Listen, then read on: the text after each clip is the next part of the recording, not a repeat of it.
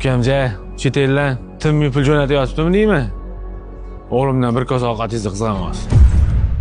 Omram ishlashini. O'g'lim, Ha? ovqat tayyor, kir yuvib olasan. Ha. Yur Abdurahmon bilan qotlanib olamiz. Abdurahmon, siz uyingizga boravering, oyingiz o'zi sizga ovqat tayyorlab beradi, xo'p? Ha, kelin. Voy, assalomu alaykum. Va alaykum assalom.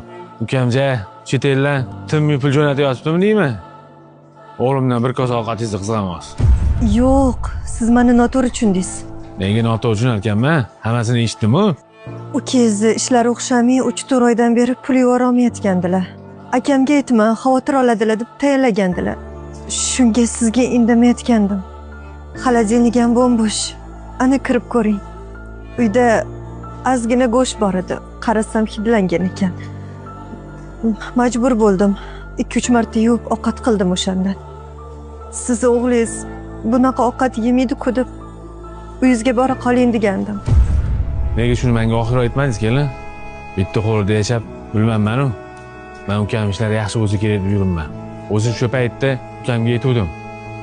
Ozgina sabr qilsang, xudo xolisa bitta ham ishlaring yaxshi bo'lib ketadi dedim. Men buni olajan. Rahmat. Men pulni ham oling, ukamga ayting. Tez orqaga qaytsin. Agar yo'l kirasiga puli yo'q bo'lsa, men o'zim pul jo'nataman. Bugun o'zim telefon qilaman unga. O'zi tuni bilan qaytishlarini duo qilgandim. Ilohim baraka toping.